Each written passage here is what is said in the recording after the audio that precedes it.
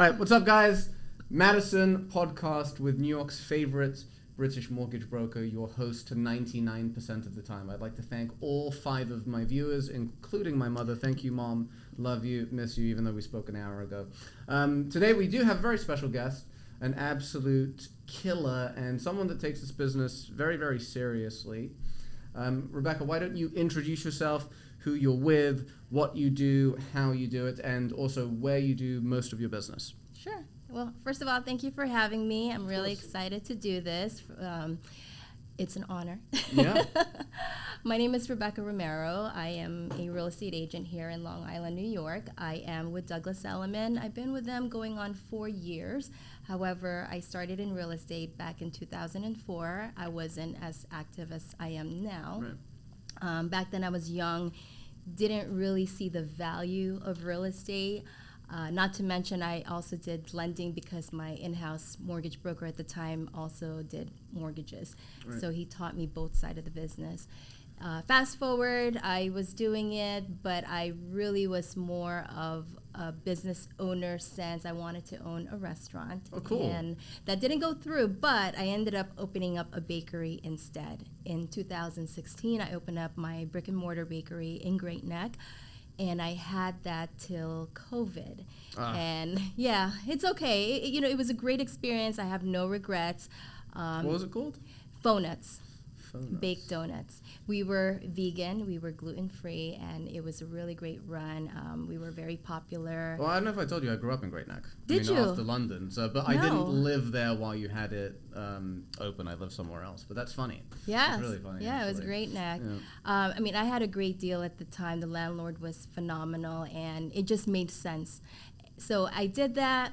COVID hit. I was going through financials, As everyone was. Yes, Yeah. It wasn't, it wasn't easy. Almost people. I closed the business because I ran out of dough. I've been meaning to use that. That's great. That's great. A bakery running out of dough. Anyways. Yeah. Great laugh. Yeah.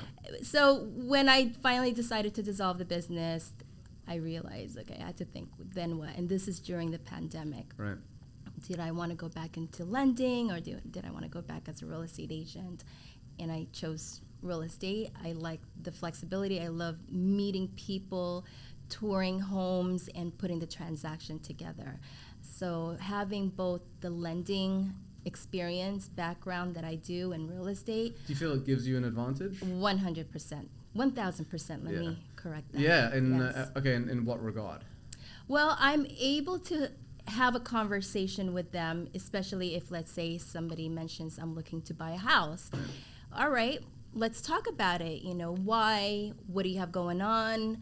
What kind of FICO score? So I'm able to have a conversation of what the pre-approval process looks like, and then what the next steps are, what the banks are looking for, what lenders are looking for, from a buyer in order for them to get pre-approved. Right. So easy. And I think that's really valuable because a lot of people who are interested in buying sometimes, you probably know just as well as I do, but they fall off the face of the earth as soon as you bring up, okay, you need to get a proof of financing. Not because, they're worried about, let's say, the payments or anything, but people think, oh, my finances aren't perfect, I'm not ready yet. And look, regardless of what your credit score is or your finances are, let's say even people don't qualify, we can still give them a plan to get them ready, right? But when you're able to tell someone, hey, yes, you'll get a pre-approval, but you don't have to do a hard credit inquiry. Right. You could do a soft credit inquiry. Like, knowing the difference between that makes buyers feel way, way easier and less stressed about it. And it also, from your perspective, it probably increases your conversion compared to another realtor 100%. That doesn't have that type of verbiage or knowledge in the back of their mind, right? Right. And they leave it up to the loan officers to do. And I feel I gain more credibility that way and earn more trust from them, more brownie points from them, because I was there from the inception. Right. And the fact that, back in the days you're able to do both, but now I just choose to just do one. I just feel also with the mortgage calculator, because at the end of the day, yes, they want to know what the banks look for, what kind of FICO score, what kind of income, but at the end of the day, they want to know what is my monthly mortgage payment is going to be. right? At the end of the day, can I afford this? What does it look like? You're copying my cheesy line. Maybe you don't know it, but I always say that the price of the house is irrelevant. Right? For the most important reason is that you and I both well know that a house for $1 million can have the same payment as a house for $700,000. 100%. Right? So, but it's not only that, it's what you literally just said, is that the monthly payment is what determines your lifestyle. Ooh, not the that's how passionate I am.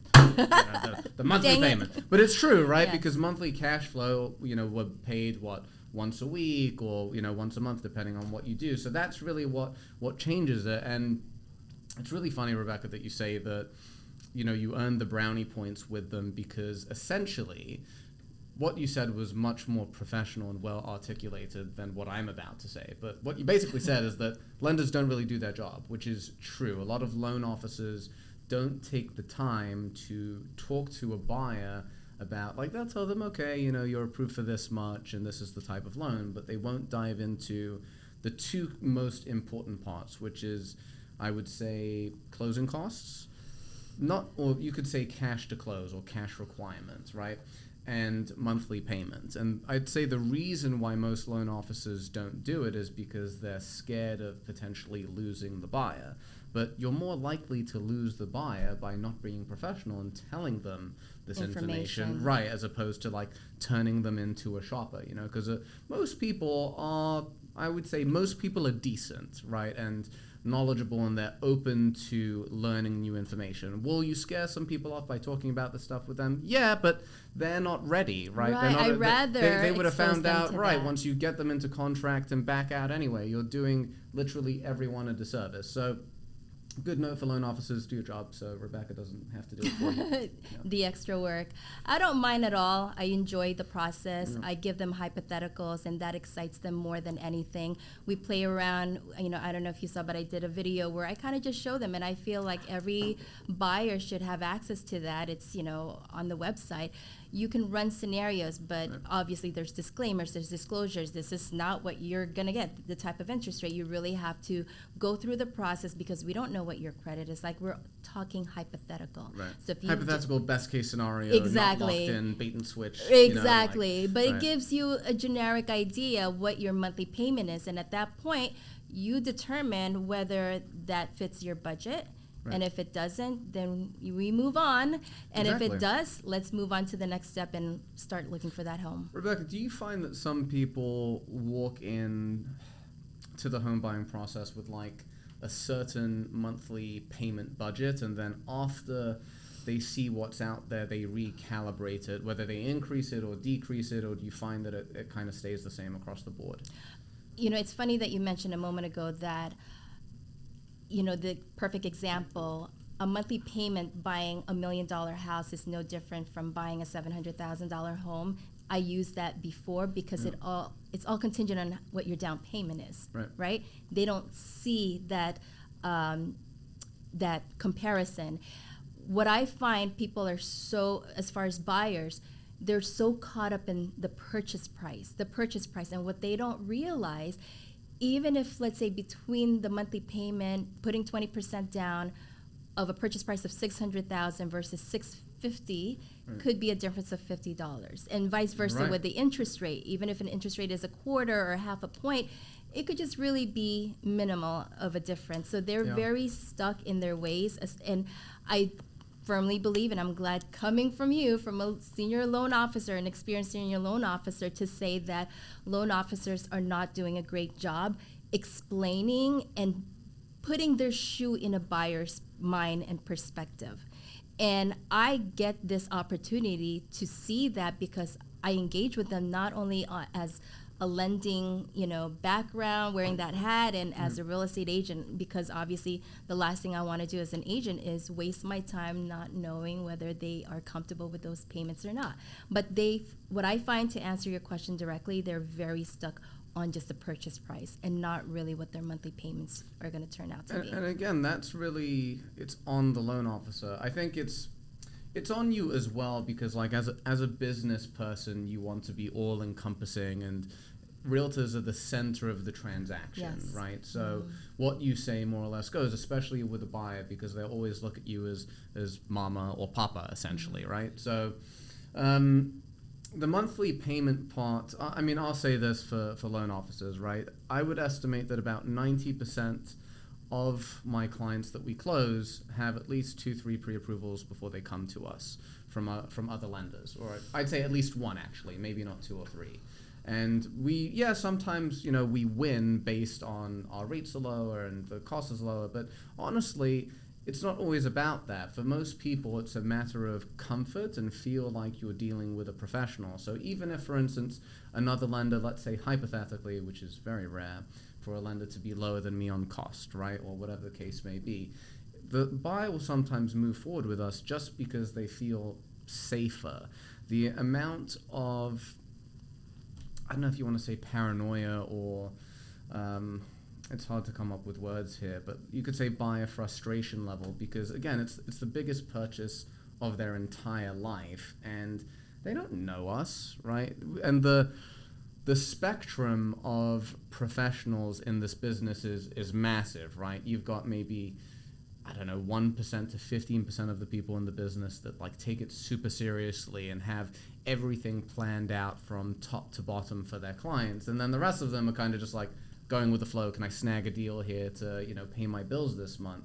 So when they're dealing with the lower end of the spectrum to the higher side, that's when they see it. But in the beginning, if they're dealing with someone who isn't super professional and they don't really get it, and then they finally see, okay, like Rebecca's got this down pat, like she told me, okay, this is what's going to happen, this is what's going to transpire, they feel so much more comfortable. So we can just win a client by literally just explaining them the process, because that would be the number one frustration. The number one issue that buyers reported during COVID, they estimated that over 84% of buyers experienced extreme levels of frustration and anxiety. Obviously, because it was COVID, right? Things were crazy. But the other side is that they don't know, right? It's the biggest transaction of their life, and it's on us to go out of our way to break it down for them versus saying, waiting for them to come to us. At least that's how I feel. I agree with you. Actually, I wish there was a platform. I know this is one platform to really spread the word and talk about, listen, we want to educate you.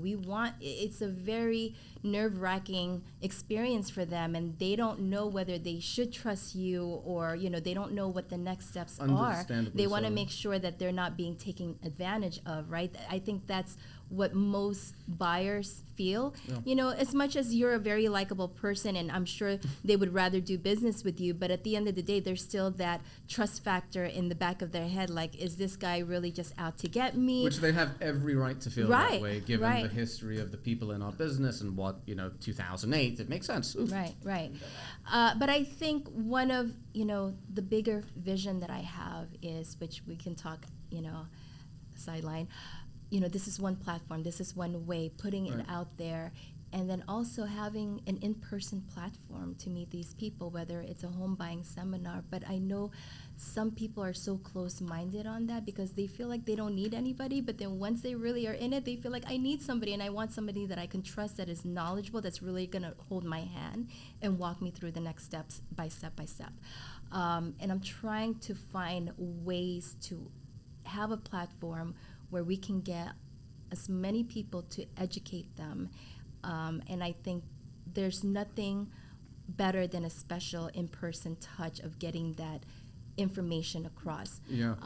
Especially in this market, because buyers they're everywhere, right? And I feel for them, especially in this time, in this crazy market. And I find myself every single day, if I speak to 10 buyers a day, I'm telling them the same thing over and over again. So I'm like, this is, my time, and I love explaining it, but if I could just find a way to just explain to everybody. But the thought of like doing a home buying seminar scares them, because I'm like, they're trying to sell us something. But no, we're really just trying to educate you, because if you're really nervous or you don't know any good loan officer that you can rely on and work with, then this should be the place for you. But again, we'll plan something out later on, because that's something that's been in my mind, because I'm trying to cut down the time spent and also be that source for real estate and lending as well. Yeah, well, I'll take lending, but I know. So, I mean, look, in-person meetings 100% convert way better. You know, doing it on a grand scale, like doing seminars or the event that we're going to be doing in about a month or so, right? Then to just attract more people, it is the best way. The online way, a lot of people have gotten obsessed with online, right, to generate leads, because quite frankly, it's less work, right? It's easier, it's not as taxing, but the conversion level isn't as high. And don't get me wrong, I've fallen into that as well, but the key is to use both. So I'll give you a little secret of mine, right? I use bombarding people on social media, email, postcards, mailers, etc., is my tool to stay top of mind. It's actually not a conversion tool. So for instance, I'll go to networking events, whether they're with buyers or other people in the business, and then I'll add them on social and I'll add them to my database. So my plan is, and obviously I don't execute this perfectly every time, we're all human, but we make as strong as an impression as we can in person. And when I say strong impression, I don't mean to brag away about how awesome we are. Strong impression is in we connect with someone and we try and remember, like, what are their goals? Are we aligned? Can we go to the same place again, whether it's buyer or partner, right? And then the social media stuff is really, again, just used to stay in front of them. That's all that it is, because we're competing at such a high level with people online, because everyone does video. So I don't know if I told you this, Rebecca, but I started shooting video in 2018. And back then, no one was doing it. So because I was before everyone, and there's a whole backstory as to why I got started so early, but I'll skip that now. But because I was before everyone, my business quadrupled in literally a year.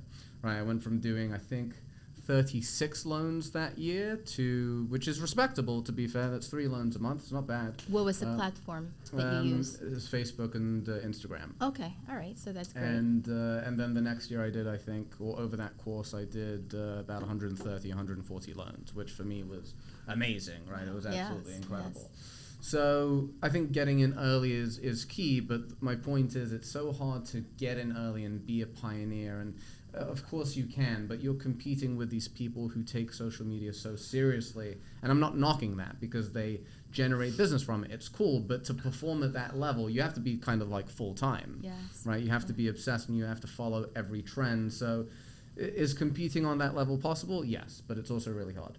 Rebecca, we skipped over it, but this is a question that I always like to ask, especially in the beginning. But you mentioned you got into the business 20 years ago. What made you get into real estate? Long story short. Before you continue, or how did you fall in? Because most people kind of just fall into it. Long story short, was working for corporate America. I didn't want to be there. I wanted to do something fun. I decided to work for Mac as a makeup artist. And then I found that I got bored, because then I realized that's not what I want to do with my life. I knew that I wanted to own a business or get into business. I'm originally from Los Angeles, raised in Los Angeles. And when I moved here in 1999, I was always saying, I'm a foodie. So I said, we need this, we need that. So that was the one thing that I was passionate about. I wanted to open up a restaurant. But I had to study and learn how to go about doing that. But I knew where I was at the time. It's not where I wanted to be. Right.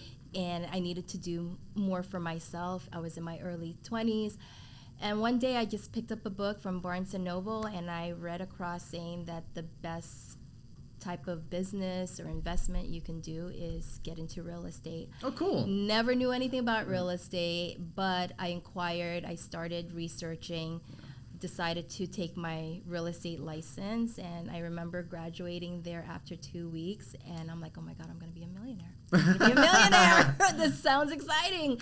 And, that's when the journey began. But like I said, even as when I got my real estate license, found the broker, which was Van Cleef Realty in Westbury and Post Avenue. It's a great name. It is. They're no longer there, but it was Someone a great should start. Take that name. Yes. And, I didn't take it as seriously as I Right. didn't really have good mentors to say, real estate. I met a lot of people back in the days when they were doing 106 financing. Right. They were buying houses left and right. And what was I doing? Processing their files. I'm like, that didn't trigger to Right. me. I just didn't see the value. My heart was more, how do I get into, owning a restaurant? What do I have to do? I was doing this and I was trying to learn this So at the same time. you're saying like having those goals kind of blinded you from the opportunities that were right in front of you. That's a good way to say it. Yeah, but that's hindsight's 2020, right? Like I say the same thing about like I shouldn't have gone to college. I should have gone straight into mortgage lending. Yeah. I mean, look, you can't beat yourself up about that. That's life. We go Right. through things, we learn, we get better. It's Right. Again, hindsight's 2020. We all could have done better, but that's very interesting. But look, you have the perspective now. Yes. And the now, experience, the life experience, owning a business, Yeah. that was a great experience, and I could put that all into perspective now in what I do and having children. My life just changed tremendously from when I started to what it is now, seeing the value of, real estate, selling real estate and also owning real estate. yeah, I am a firm believer that what doesn't kill you makes you stronger. Mm-hmm. And you've been through a lot. You've moved across the country. You've been in multiple businesses. You went through COVID, killing the bakery, right? So would you agree, given that you're someone that's been through that stuff, do you feel like it's made you stronger? It's made you more experienced? Yes, Sharper? it has. Yeah. It has. I think so too. Not everyone feels that way, but I think so. Okay, so we got that. Now we knew how you got into it. Let's go into more of a bragging question. I like these. What would you say is your superpower in the real estate business? Again, going back to the knowledge that I have as a loan officer, I feel that I can have unique conversations with people and educate them. I love to educate. I love working with first-time home buyers, and same goes with. It's very fulfilling. It is, Yeah, because they're just all ears, and and if they trust you enough, which I feel I make them feel comfortable enough to know that I know what I'm talking about, and I'm not here to steer them wrong. It would be a disadvantage for me to give them incorrect information. Right. I only win when I can educate them, and that's something that I try to make them feel and see and be comfortable with me, to the point that they ask me numerous questions and they're comfortable with that. But I think that's my superpower, just to answer your question directly, So having the knowledge. on that subject, it's a good segue into this. But what are some things about the real estate business, what you could call them myths or like assumptions that you feel, or things that you wish the public kind of knew about the business that they don't know? Like they assume it's so easy. You pick 3 houses and you get one. So if you could name one or even 2 things that if the public knew ahead of time, it would make the transaction and expectations much easier for them. I think their vision of a real estate agent is just opening doors. They're like professional door openers. Here's the kitchen, here's the living room, here's this. But I say the fun or the stress doesn't really begin until you get into contract, because that's when everything's just like, okay, so now what's next, right? Yes, it's about selecting the house out there that fits you, but also educating them. Like, we're in a time in this market where you can't be so choosy, especially if you have a tight budget. You have to be realistic. I think people don't see that. And I really want to highlight more the day-to-day activities and conversations that real estate agents have, because people don't really see the conversations we have with people.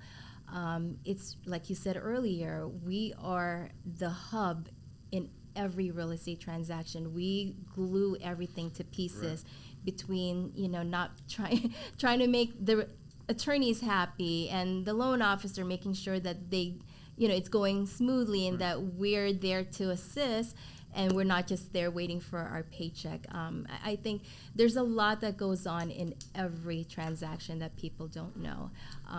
Perfect example, most recently in a sale that I had, there was an issue with getting a CEO close. Oftentimes it's really, CEO, the title issues. That is the most common issues that people don't realize. And even if you're a real estate agent that don't know what those mean, you have to be a problem solver. And if you're not, then this game or this industry is not for you. Because there's oftentimes... I like that you call it a game. I feel the same way. It's a game. Yeah. You have to know how to play the game, and you have to know the rules. And if you can't play with the with the big guns, then it's not for you. You have to really sink or swim. You have to be a problem solver, because oftentimes, actually, I'm sorry, that was long-winded, but let me answer your question. This is the best answer to answer that question. What people don't see, the fact that we are a problem solver, and oftentimes issues arise, and you have to be able to solve that problem. I mean, at any given moment, anything can come up. And that's the part that people don't see about real estate agents. I'm going to double down on that and really commit to this.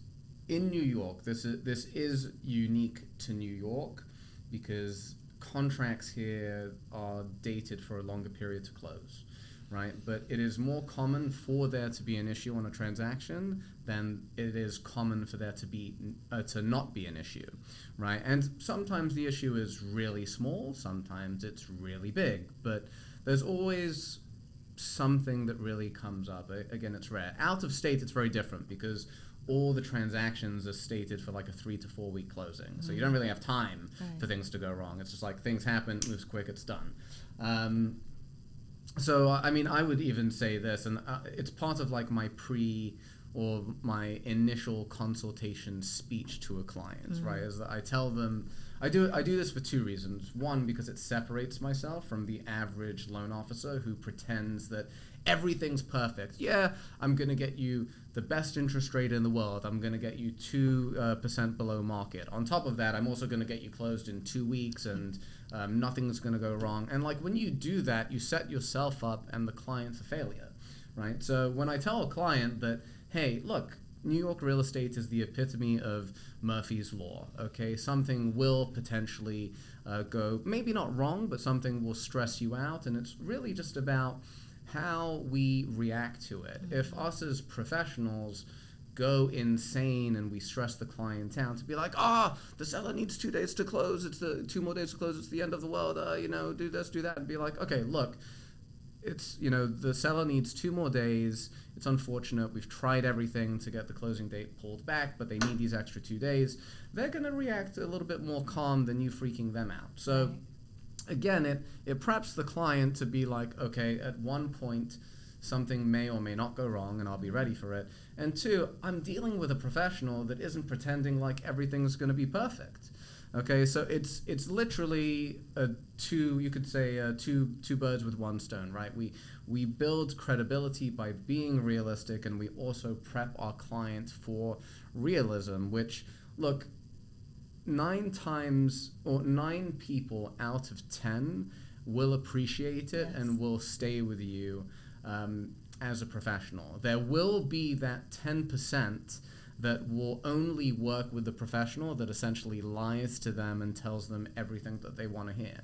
But we don't really want to work with those people because we can't please them. We can't control everything. Realistic. Yeah, and I tell, because I've got all the online profile, I've got the 100 and whatever reviews and this and that and the cool accolades and the rankings, but this doesn't give me the ability to be god of real estate and mortgages, right? We don't have that much control. And think about, Rebecca, how many people do we have involved in a transaction? We've got mortgage lender, we've got the processor, and all the 20 people in the back working on the loan, plus you've got the buyer's agent, the listing agent, you've got the buyer's attorney, seller's attorney, title company, home inspector, appraisal, and probably another 5-10 people that I'm forgetting. So if one person doesn't do their job perfectly, which is a realistic possibility, then we have to clean something up. And it's the nature of the game when you have so many cooks in the kitchen. So I think, again, being realistic is really the key there. So this is a good segue into another question that I have.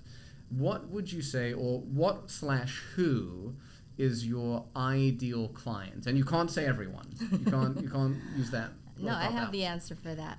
Okay. My ideal client, they're really open-minded. They understand, they're coachable, and they're not trying to pretend like they know the real estate industry or the mortgage industry because they think our job is just so easy. Oh, yeah, I was a real estate agent 20 years ago. So I know real estate. Well, times have changed. Right. And if you can't adapt to that, then it would be very difficult for me to explain anything else after that. I like people like my most recent clients, sellers, they're business owners. It's so easy. They know the value of making executive decision right there. I love that. That gets me very excited. Then a buyer's like, I mean, listen, but I study people. Right. Don't get me wrong. I study people. I understand people. I try to adapt to people as well. But to your question, there's a limit. Yes, there is a limit. And I can't please everybody. And sometimes, there's a saying, even though I see it as a coach-player relationship or a student. That's a really good analogy. It is. I like what you said with coaching, like someone coachable, because you are essentially walking them through and helping them with each stage, essentially. Yes, so a coach is ready to teach when a student is ready to learn. I love that. That's dope. Okay, yeah, Anthony will clip that for you. That's a great one. It's true. It's very true. Okay, so here's another one. I like this question. Most people hate this question because everyone kind of gets it wrong. We'll see what I mean in a second. Okay.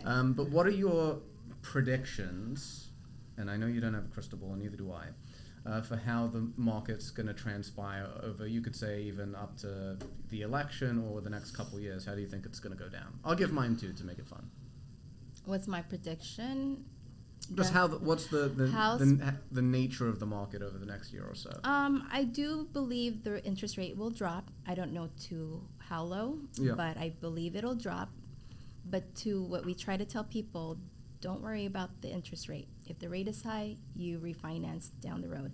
But my prediction is that the house pricing in New York, in Nassau specifically, is not looking to go down. Right. I think it's just going to continue as it has been to go up in value, whether the rates are high, whether the rates are low.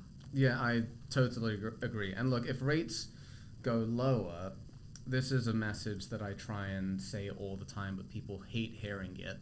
It's that, look, if rates go down, prices are going to go up. 100%. Right? Because you're going to get more people flooding the market. There's more competition. Mm-hmm. And it just sounds like, Ben, you're a mortgage broker trying to get people to buy now. And I am for their own benefit. Look, if you're ready, if you're in a financial position where you need to buy a house, or you're ready to buy a house and you need to buy a house rather, and you're specifically saying to yourself, I'm going to wait till rates come down because it's smarter financially. It is not smarter financially.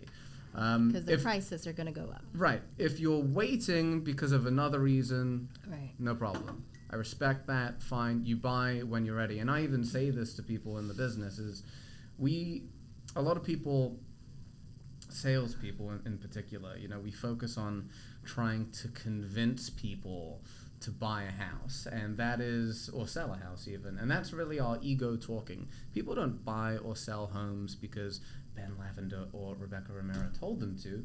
They've been talking about it with their significant other for X amount of weeks, months, years, right? So, I mean, I was even telling you, like I recently got engaged, so I'm probably going to buy a house in 2 to 3 years from now. Thank you. But it's pre-planned. It's not like they watch my video and all of a sudden, ooh, they want to sell or buy. Ben convinced me to buy. We don't have that type of power, and I think we're fooling ourselves if we think that we do. I mean, it's good to have confidence, right? But that's a little bit much. To double down on that, I did put a video where the very first step in buying a home is not just, before you even seek a lender, is to really determine why you want to buy a house. Right. Or why you want to sell. Because I never want to get into a position where you think you want to buy or you think you want to sell. But if you're absolutely confident and certain that you want to buy or sell, I think that's the very first step. May I ask you how you explore that with someone? I ask them, what makes you're ready to buy a house? Right. Really? Yeah. How so? The conversation just has to be organic, but I do find a way to get to that question. But I like to explore where their mindset is at. That's important for me. I think that's extremely valuable because it gives you the base, right? Mm-hmm. Whereas the average real estate salesperson will just be like, okay, you're looking to sell your home. Okay, where are you looking to move to? What are we thinking price point? Here are the comps, etc. Or even with a buyer, other way around. But not getting to that foundation stops you from truly connecting with a person. And in order for you to best serve them, it's good that you know. Right? And it's not a difficult question to ask, but I guarantee most people skip over it, right? Because they just focus on the sale. Yeah. Focus on the sale. Perfect example. If you're a buyer looking, or you're just thinking, and you're living with your parents, which there's nothing wrong with that, but I'm more inclined to work with a buyer that says, I have to get out of my house because I've been renting and the homeowner's planning to sell their house and I really have to go.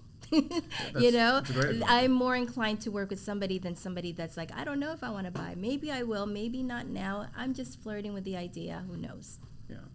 And our ability to convince that person, it might work, but at the end of the day, it's exactly as you said. People have a motivation and a reason.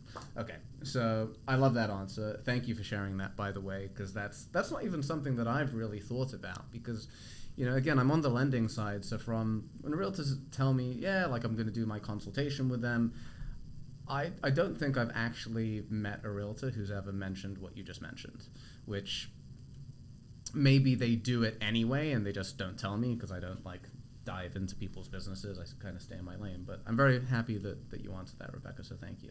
Okay, we've got a couple more questions, then we got to leave. You have stuff to do today, and we're both very hungry, at least I'm hungry. Okay, so final, for people looking to both buy and sell in the next week, year, what advice do you have for them? Because it's challenging right now, right? It's a very weird market politically. People don't know what's going on. A lot of people kind of want to wait till the election to make a move. So what advice would you have for them, if any? Great question. For buyers and both sellers, be open-minded. Learn and understand what the market is.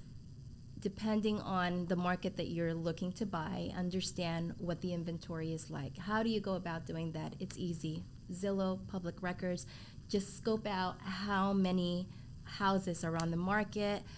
You have to do a little bit of studying on your own too. Right. It's one thing to rely on us with information, but nothing beats you educating yourself, right? Because then you might find out more things. But for the most part, if there is a trust factor, do your own research, ask around.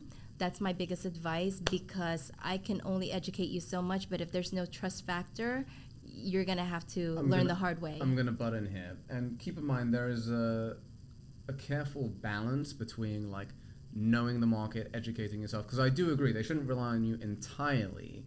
They should know the market, but also don't think that you know more than a person that does this full time. Right? I would never assume that I know more than you when it comes to buying or selling real estate. I do mortgages. I stay in my lane. Same thing goes for clients. Just because you've been on Zillow for even 3 months to 2 years looking and it's on your search and now you're ready, there's a difference between, and here's a good analogy, right?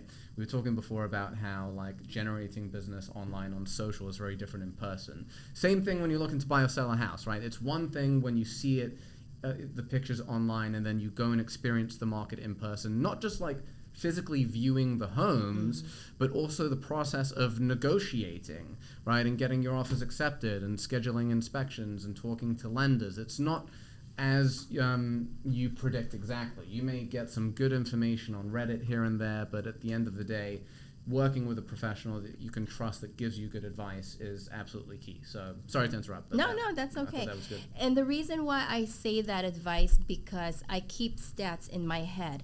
And as much as I tell buyers, it's a crazy market out there, and their response would be, yeah, I know, I heard. And especially if they just started 2 weeks ago, I often like to ask the question, how long have you been looking? Oh, we just started 2 weeks ago. Okay, get ready for, a ride. Yeah, we're going to go for a ride. And when they circle back later on and be like, man, I didn't realize how crazy it was, that tells me that not only did they want to believe what I said, but they didn't really believe what I said when I meant it's crazy, or they don't understand the level of crazy that I'm saying. Right. That's my stats of how I know people don't really understand how stressful and insane the market is now. Because for one house, think about it this way, there's like 50 buyers looking to make a bid. And you have to come strong. And what I mean by that, because, again, that's maybe I have to break it down in layman's term, you have to have great terms. Sometimes cash is king, but it's not. But I don't want to get deep into it. Maybe we can save that for another topic or another podcast. But in general, educate yourself, know the market. And it's a good idea for a seminar, by the way. Yes, it is. I agree 100%. And for sellers, the same thing. There are strategies out there. It's not about listing, your house for a specific price that you want, but having the strategy of listing it for a price that we know can get a lot of, buyers to come in and outbid and get the highest price that you want. There is a strategy. There is a method to that. If you want to know more, again, I'm happy to answer that and break it down for you. That's a great way to finish. People do want to know more, Rebecca. How and where should they reach you? Well, I am on Instagram, but feel free to reach out to me. I'm assuming you're going to put the number? Yeah, okay. So feel free to reach out to me. I'm very accessible. I'm happy to answer any questions and break it down for you. But warning, you may get more information than you ask. That's just how I roll. I love to educate. I think that's a good thing. Rebecca, thank you very much for coming on. Thank you. And we will do this again probably in a year. I'd like to have everyone back in a year, so we'll do that. And in the meantime, we'll close a ton of business. Yes. Thank you very much. Looking forward to it.